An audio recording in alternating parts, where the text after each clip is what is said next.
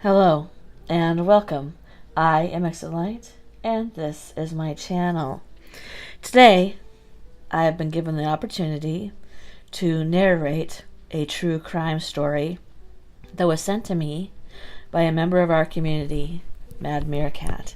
I'd like to thank him for entrusting me with this story. If you are not already and you would like to be, please click that subscribe button. And also, if you could do me a favor, go ahead and click that like button. You can always go back and unclick it, but oftentimes we do forget to click the like button after the story is finished. And remember, it's totally free. Alright, here we go. The Beak knife murder, September 1942. The Second World War was at its height. England was fighting for survival. On Hinkley Common in Surrey, Royal Marine William Moore was crawling towards his objective in one of the frequently held military exercises to prepare the troops for war. His eyes were pulled towards the bones that were protruding from the trench in front of him. He suspected that they might be human and immediately summoned his superiors. The police were called, and Superintendents Richard Webb and Thomas Roberts from Surrey Police arrived at the scene. After careful consideration, the assistance of Scotland Yard was sought, and Detective Chief Inspector Edward Greenough, along with his sergeant, Fred Hodge, arrived at the site in late afternoon. The assistance of the pathologist Dr. Eric Gardner was requested, and he arrived along with Professor Keith Simpson the following day and headed to Hinkley Common to examine what had now been confirmed to be human remains. The victim was wearing a light summer frock with a lace collar and woolen ankle socks. Her underclothes had not been removed, suggesting that she had not been sexually assaulted. She was lying face down in a shallow ditch that was probably made by a passing tank, which had exposed an arm and a foot. The left arm was folded beneath the chest, and the right arm was stretched out in front, suggesting that she had been dragged to where she now lay. The body was very badly decomposed, and Simpson described the chest cavity as a seething mass of maggots, which had eaten most of the soft tissue, including the head and neck, leaving only partial remains of the scalp and some hair. A headscarf was found around the neck, but the knot was very loose, and both Simpson and Gardner were able to rule out strangulation as a cause of death. Instead, it was noticed that the skull was in pieces, suggesting extensive blunt force trauma to the head. The time of death was estimated to be 5 to 7 weeks prior to discovery. The killer had dragged the body several feet uphill. This was determined by scrapes on the body and a tear in one of the socks. The remains were removed to Guy's Hospital for an autopsy. This was conducted by Professor Simpson on the evening of October 8th. The skull was reassembled, requiring the 38 pieces to be wired together. The body was that of a Caucasian female aged approximately 20 to 25 years of age. She had short, cropped hair, originally brown in color, which had been recently dyed blonde.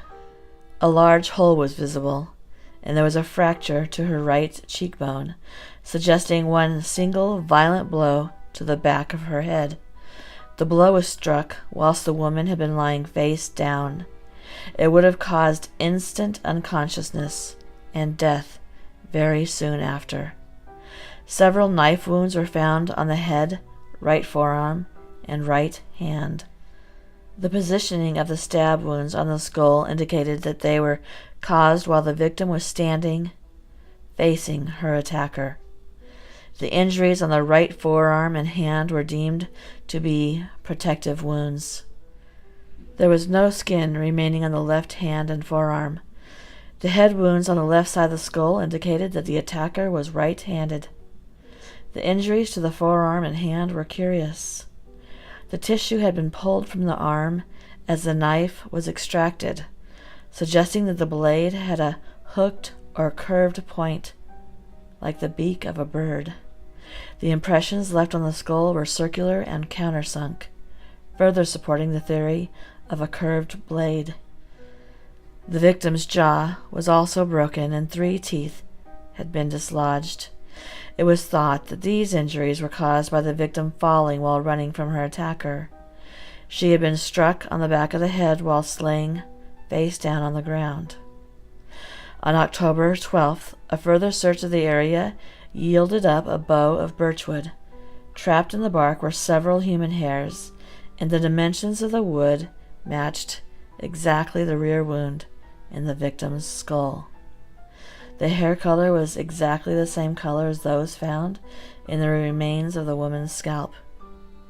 3 days later, further items were found 400 yards from the burial site.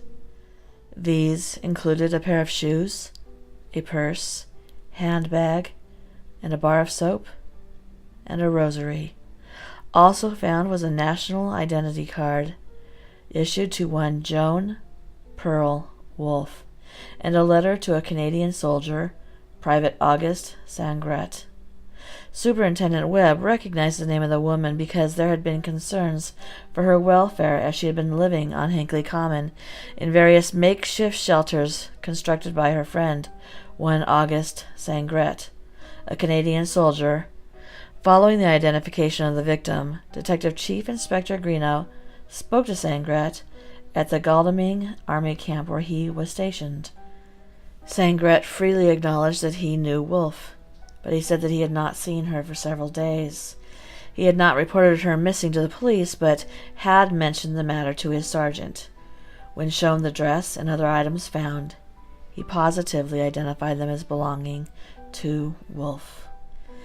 It was noticed by Sangret's army colleagues that since the discovery of the body, Sangret had seemed on edge. Greenough requested that Sangret be moved to Godalming Police Station on October 12th. This request was granted. Sangret then made a voluntary statement of 17,000 words. This turned out to be the longest statement made in British criminal history. Sangret, who freely admitted to knowing Wolfe, pointed out their meeting places and the 2 wigwam-like shelters which he had constructed for her. Following his interview, Sangret was returned to his barracks. His army uniform and blanket were confiscated and sent to Dr. Roche Lynch for testing. Blood was found on both. When asked as to the whereabouts of his army-issued knife, Sangret said that he no longer had it, having given it to Wolfe. On the 27th of November 1942, an army-issued knife with a hooked point resembling a bird's beak was found in a waste pipe at Whitley Barracks. During his initial interview, Sangret had asked to be excused to wash his hands, being alone in the washroom for 3 to 4 minutes.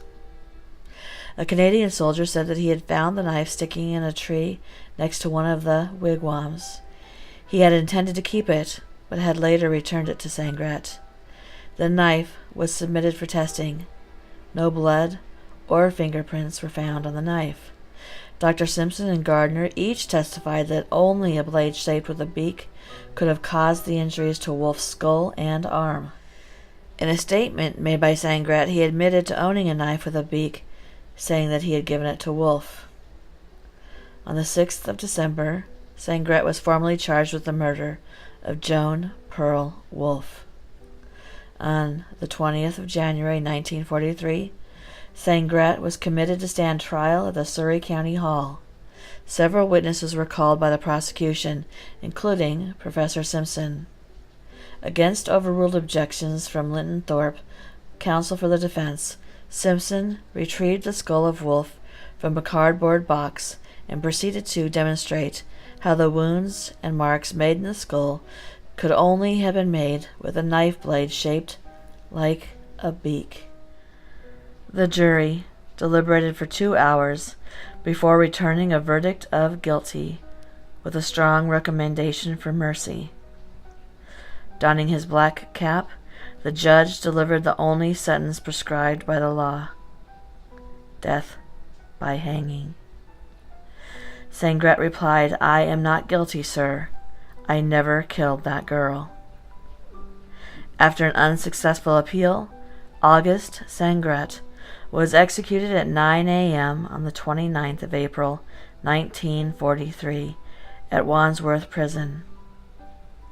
Prior to his burial on the afternoon of the 29th of April, Professor Keith Simpson conducted an autopsy on the body of August Sangret. A tattoo was found on his arm bearing the name of Joan Pearl Wolfe.